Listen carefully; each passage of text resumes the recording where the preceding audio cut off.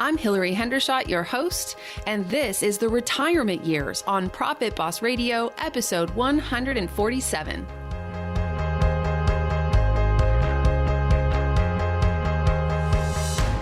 The Retirement Years on Profit Boss Radio is your weekly wealth building and retirement mastermind. Profit Boss is also a movement for women who want to reach their full wealth potential and be financially free. Let me be your guide as you defy the odds, take control of your money, grow your wealth, and retire well. Do you want the secrets of wealth and retirement to be yours? This is the place. I'm Hillary Hendershot. I'm a certified financial planner running a leading advisory firm for women and couples, and I'm sharing with you real stories from real life and real people who are making it happen. Forget Wall Street. You ready? Let's do this.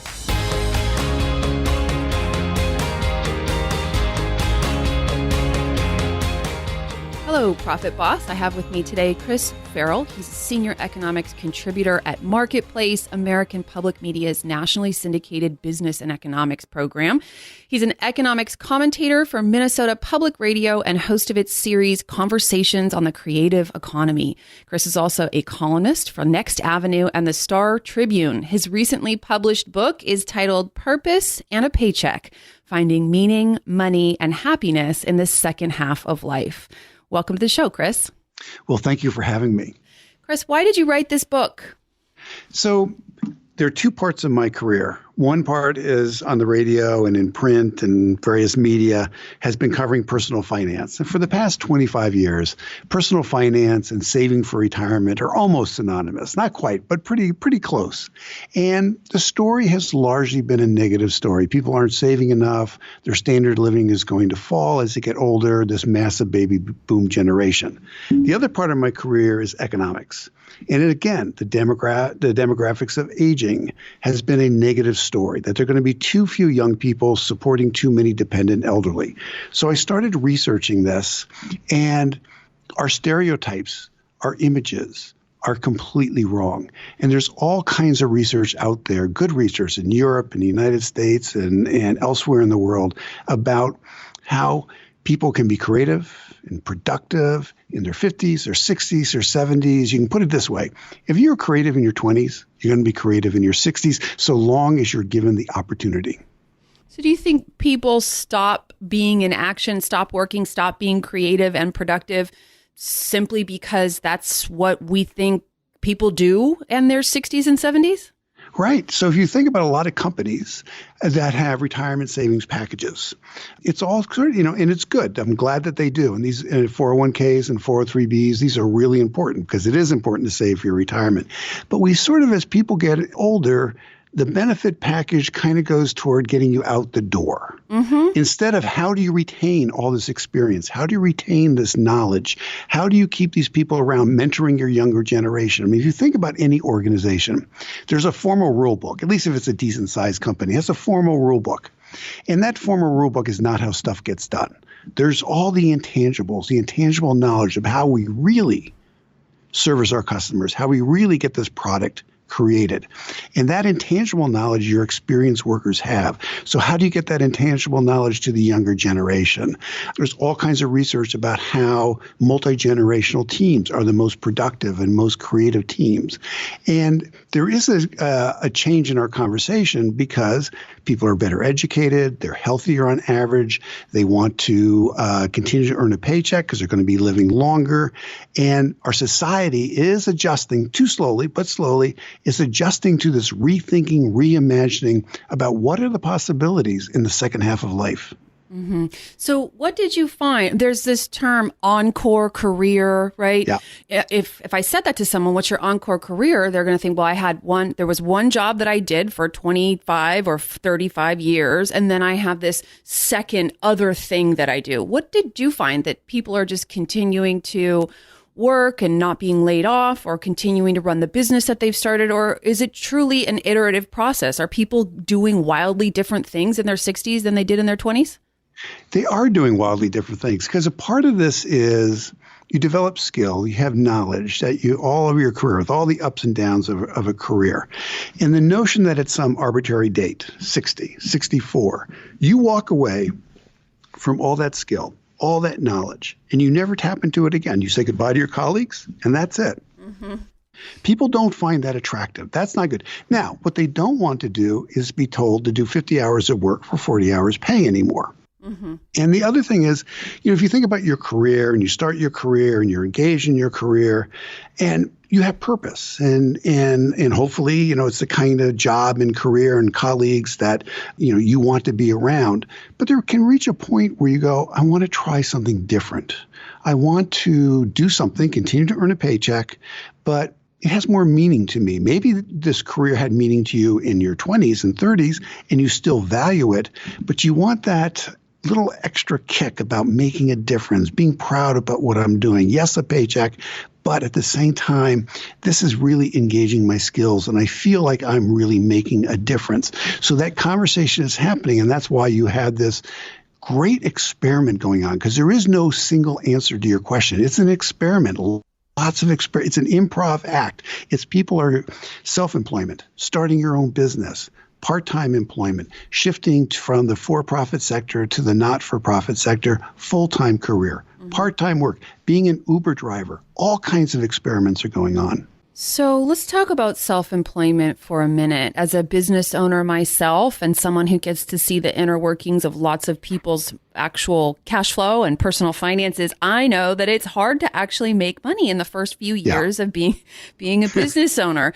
What are some of the things that you saw, possibly some of the entrepreneurial opportunities you saw people take? What businesses are people starting as they age?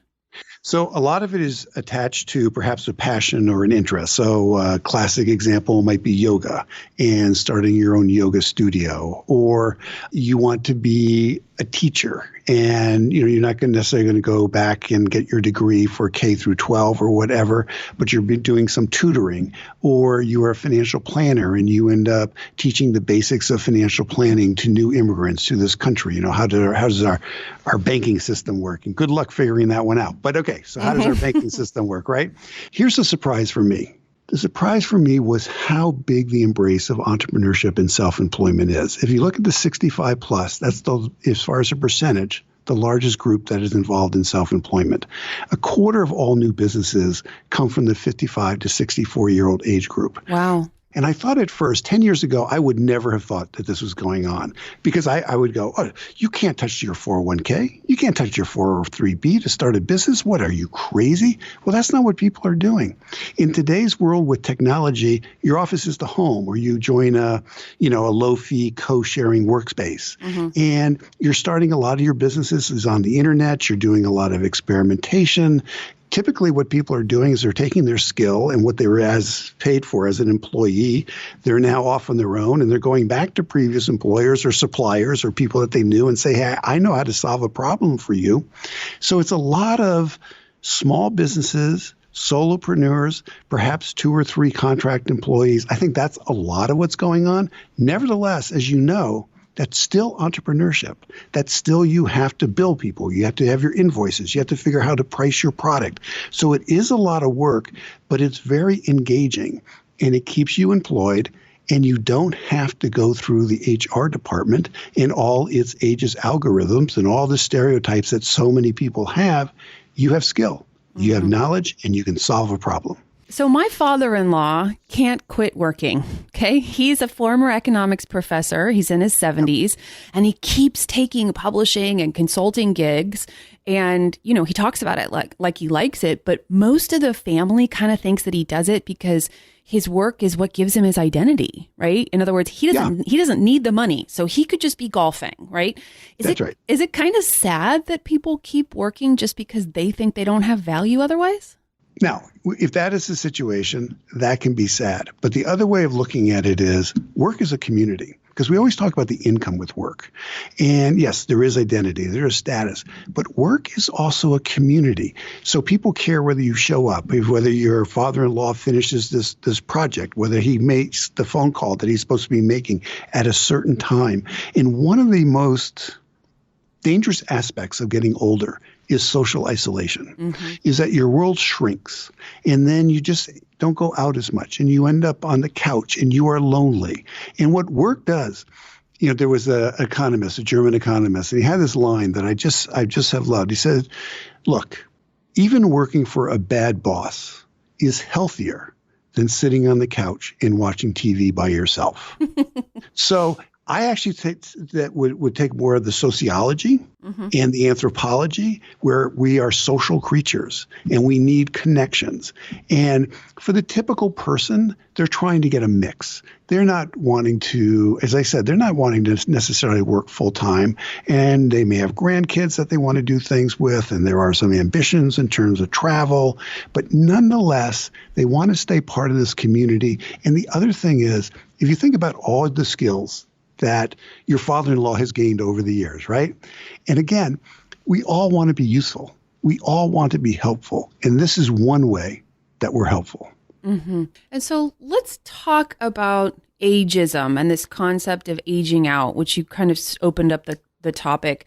Especially in Silicon Valley, I have female clients who literally get plastic surgery procedures so that they won't look their age, not because they're vain, but because they're afraid that the people they know will figure out how old they are. And I guess at some point you just walk into your office and there's a pink slip. I mean, I don't know exactly how it happens, but in Silicon Valley, people don't work in technology companies into their 60s and 70s, right? So what would you say to that? Oh, I think ageism is real. Age discrimination is wrong. Age discrimination is pervasive. And we can go through the stereotypes, which is, you can't teach an old dog new tricks. And, they're stuck in their ways. And, one of my least favorite, I'm sure you've had this, you're in a meeting and someone will go, oh, I can't remember his name. I'm having a senior moment. A senior moment. Seriously, people. I hate that phrase. Okay. So these are all stereotypes. These are all prejudices. Now, by the way, not in all industries, and Silicon Valley has some particular problems. But if you look at high technology overall throughout the country, particularly in the business side of high tech. So less so to you're creating products that you're selling to a younger generation, but you're doing business to business.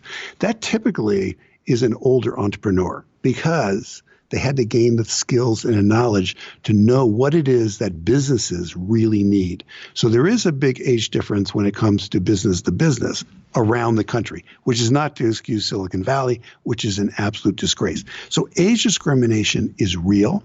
And where it kicks in and where it becomes particularly bad is in two ways. One, I've had so many conversations with people doing a good job. They're not going to get fired. They're in their 60s and they're invisible. They are not included in anything. If there's a problem, they're not one of the people that you call on to be part of a team to solve the problem. Now, they can continue to chug away, but none of us want to be invisible at work. The other is if you lose your job, and let's just say you lost your job because business went bad.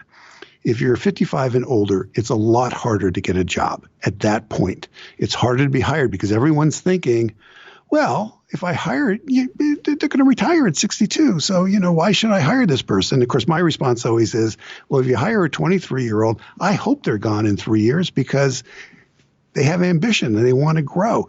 Actually, the person that you hire later in life may want to continue to work for you and contribute much longer than you think is possible. Mm-hmm.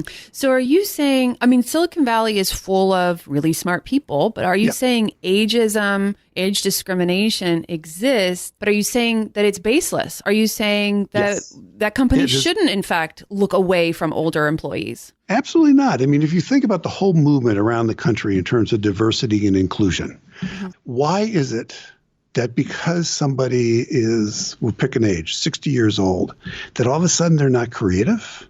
Really? Back in February 2015, I went deliberately for research for the book, and I went to the Matisse exhibit at the Museum of Modern Art in New York City. And it was about Matisse's cutouts, which are he did them between ages 74 and 84, which is when he passed away. And it's considered the height of his creativity. Now, this is Matisse. He was creative throughout his career, but he kept improving over time. And then you start looking at other artists and you begin to realize that other artists are continuing to be creative. One of the things that's really interesting going on in the music world right now is when you look at musicians, we used to think about older musicians, why don't they act their age?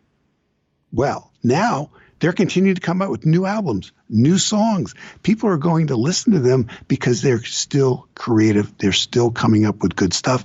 Then you just start looking more broadly at our society. Creativity has nothing to do with age. Well, I hope some of the Silicon Valley companies catch on, because my clients sure worry about getting fired. and absolutely. And it's a real issue. But here's what a friend of mine, Carol Heimowitz, is this wonderful story where ageism is falling dramatically in Hollywood. Now in Hollywood.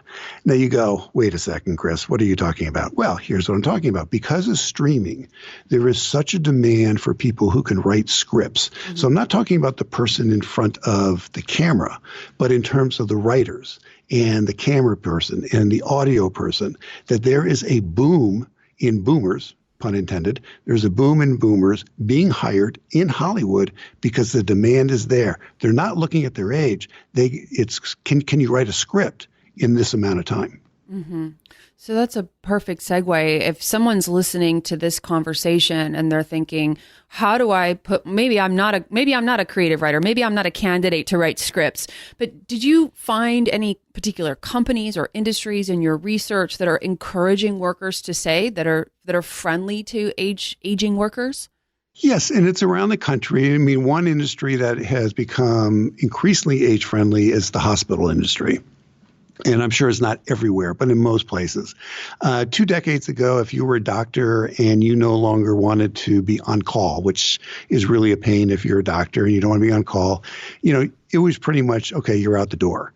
Now it's, what do you want to work? 0.6? 0.5? How many days a week do you want to work? You're seeing the same thing going on with nurses. Manufacturing has an older than average workforce. And a lot of manufacturers, particularly with their skilled workers, they need to keep, say, the 60-year-old machinists on payroll because those machinists are helping them complete projects. And so they're investing in automation to keep those workers around longer. So you are seeing certain industries where they're responding. But, I still don't think a whole lot of it is enlightenment. It just comes down to this. We have a relatively tight labor market. You can either fulfill your mission, you can either make a profit, you can either sign that contract. And if you're going to do that, you need these experienced workers. You need to keep them around. You need to retain them. And that's the mindset that's changing. Now, hopefully, with anecdotes and with experience and hopefully enlightenment, may really realize that diversity and inclusion should also include experience. So forced diversity by low unemployment rate, huh? Yeah, exactly.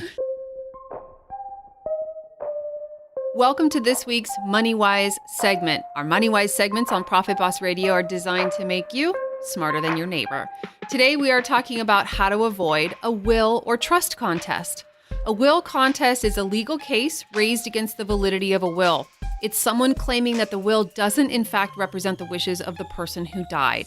You often hear about these cases in big Hollywood dramas. If you've got someone in your family or in your life prone to Hollywood drama, here are 4 tips to avoid a will or trust contest. 1.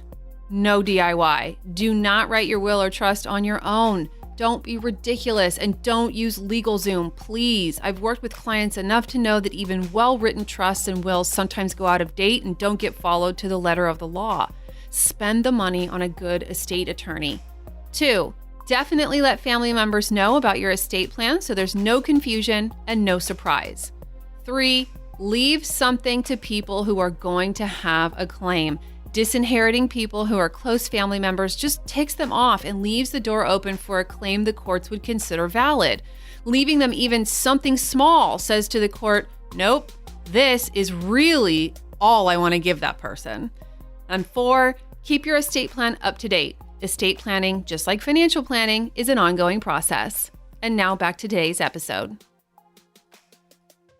So I imagine there's actually 2 phenomenon. One is the one we started talking about where people spend 30 years doing a job that maybe isn't fulfilling for them. I mean, most people, when they talk about and think about retirement, it's like this, I can't wait to stop working, right? We unfortunately spend too many years doing things that we don't want to do. And then maybe they get to a place where they don't have to do that unfulfilling work anymore. And now they can do things like go into the not-for-profit industry, as you mentioned. But then there's probably another phenomenon where people haven't saved enough, or they can't figure out if they can retire. And so they just keep working to kind of mask the financial issue. Is that what you found? It's both. And I think this is really a critical part, because I get asked this question a lot. Do people need to work? Mm-hmm. And then the connotation there is that's bad. Or do they want to work? And the connotation is that's good, right? And for many people, a majority of people, I think it's both. And there are some people for whom, look, they got to pay the bills. Mm-hmm. They got to work. They don't like their job, but they got to pay the bills. Here's what I'm doing. And there, the returns to work are only, largely the communal aspects, that you're around some people. For a majority of people with longevity, they need to continue to work to pay the bills. And the reality is, for many people, life is expensive. Kids are expensive. Homes are expensive. So this notion that you've been saving during your career, all this money so that you can retire and live off your accumulated savings, have a 40-year career and live for 30 years off your savings, is unrealistic. And people know it's unrealistic. And so they're continuing to earn an income. And what is underappreciated is what the difference making money in this sort of later in life can make to your household balance sheet if you save the money. It's actually incredible. Mm-hmm, mm-hmm. How can people think about the realities of an aging body? There are some things that as we age, we can't or don't do as well as we did, and marry that with the need to work. Should we strategize and pick a knowledge worker role, something that doesn't require physicality? So part of it is the question becomes, what do I want to do next? And that takes planning and that takes thinking. And by the way, most people don't really have much of a clue what they want to do next. Yes. But for about 20, 25 years, the question has been, well, what is my number? Have I saved enough that I can say goodbye to my colleagues and never have to work again, but not worry about running out of money? I don't think that's the big question anymore. And by the way, it's very important to save for retirement. I'm not saying it isn't important. But the question is, what do I want to do next? And that takes time to figure out. And so part of it is separating your skills from the job and the job title that you have. Extremely important. In a lot of the skilled trades, you have machinists and electricians and plumbers that they will shift more into a mentoring, teaching role later on. And it's less physically demanding, but they're still engaged with what they're doing. So yes, you have to be realistic about what you can do in terms of the job, but passing on your knowledge in the skilled trades that are still, they have this apprenticeship period of time, even if they don't necessarily always call it that formally. Again, you can pass on your knowledge and skill, continue to make some money. You're a teacher. Now, you may be called an apprenticeship instructor, but you're a teacher. Mm-hmm. So I do think a lot of people relate to work like it's generally unpleasant and they don't want to do it. And you have done a number of case studies and a lot of research with folks who are doing things that they feel gives them meaning. Do you have any tips for people who are unhappy working and want a different quality of life? Yes. The most valuable asset that somebody 55 and over, let's just pick that age frame, has is their network. And you may not call it a network. I mean, that's one of those terms that's out there, but it's your former colleagues, your colleagues at your church or your temple, your college roommates, people that you have known over the years. That's your network. And they know who you are. Well, tap into that network and set up a bunch of conversations and say, what do you think I should be doing? What did I say I wanted to do when I was in college and we were having those late night talk sessions about, how we were going to change the world? What did I say I wanted to do? Because your network knows you. You're not an age. You're not a chronological age. You're a character. You're a person. And they don't think of you in terms of your job title. And so gather information from your network about what is it that I could do that you think I'd like to do. And then you evaluate, their suggestions, and some will be crazy and some will be really good. And then here's the other aspect. I don't know what the number is, but I'm going to make up a number, and I think it's reasonable. 90% of all jobs, if you're 50 and over, come through your network. They come through a referral. They don't come typing up a resume, sending it to the human resources department, getting through the algorithms, and getting that interview. So your network is your asset to think through, what is it that I would like to do? What do you think I would like to do? And then your network will also open up those interviews and those opportunities for you. So you got to know lots of people in later years in life doing interesting, creative things. Tell us a story of someone who really surprised you. That's a great question because there were so many. I had to tell you, so this group, I went to Pittsburgh, and there's a nonprofit organization there that works with younger people to either qualify for apprenticeship program or go through their apprenticeship program as machinists. And so everyone I interviewed there, the instructors were, except for one, were in their 70s and 80s. Really? And I got the secret from one 80-year-old. I got the secret about how to make fortified red wine in your garage. And the grapes have to come from Napa Valley. And these were wonderful people. And they were working typically 2-3 days a week. And then like the guy that told me about the wine, and he was an instructor there. And then on the weekends, he worked at Costco. And he's the one that has the food as you go walking by. And I said, well, why are you doing that? And he said, because I like talking to people, and people are happy when they're taking food from you and you get in conversations. And then I said, well, you do need to be doing this. And he said, yes, I do need to be doing this. My wife is ill and we're okay and we have coverage, but you never know. So he says, I love what I'm doing. I never expected to be a teacher. Never in my life thought I would be a teacher. But I love the students. I love teaching, and the money does help. And that conversation was repeated over and over again by different people. The other job that one person had, he was an instructor there, and he apologized every minute or two for swearing because he can't help himself. He swears a lot. But he is an instructor, and then what he does is he goes to flea markets, and he buys things cheap and sells them a little bit higher. And I said, well, why are you doing that? He says, Chris, it's just so much fun. You know, you buy a couple of things for $10 and you sell them for 20. You just feel good at the end of the weekend. So maybe less anxiety, less hours, maybe not working a 40, 50-hour week. Oh, absolutely. But doing things that people find engaging, and the word you use is creative, and building vivaciousness. Yes, I think so. And I think that we should not abandon that desire. I don't know if you ever read this book, Studs Terkel. He wrote this book called Working. It's the early 1970s. And the only famous person he interviewed in this book, he was a great radio interviewer, was Pauline Kael, who was the film critic for The New Yorker. But everybody else, elevator operator, railroad worker, everyone had these sort of like ordinary jobs. And life was hard. I mean, it was really clear. But in the introduction, he said, look, here's the thing. Again and again, in every single interview, people need to pay the bills, but they want more from work than daily bread. They want respect. They want to be part of a group. They want meaning in what they're doing.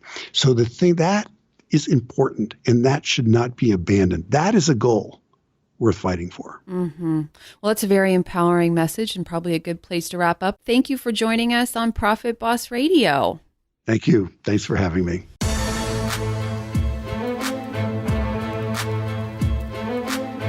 Hey, Profit Boss. If after listening to today's episode, you think you might be ready to take meaningful actions with your wealth and perhaps consider working with me and my firm in some way, then I'd love to hear from you. Just go to hillaryhendershot.com/hello. That's Hillary with one L and Hendershot with 2 T's.com/hello. When I'm not sitting behind the mic, I'm running Hendershot Wealth Management. We're a fee-only fiduciary financial advisory firm. We work with women and couples to take their finances to the next level. Everything I talk about here on the show gets personalized and put to work for my clients. So I ask you, why wait till tomorrow when you can start realizing your full wealth potential today? The life you want to live, it doesn't have to wait. Just imagine the freedom and joy you'll experience when you've secured your retirement and enjoyed the years leading up to it. That's what I want for you. That's what I do for my clients. And if that's what you want for yourself, just head on over to my website right now, hillaryhendershot.com/hello. All of our initial conversations are totally complimentary. So let's just see where a friendly conversation may lead. hillaryhendershot.com/hello.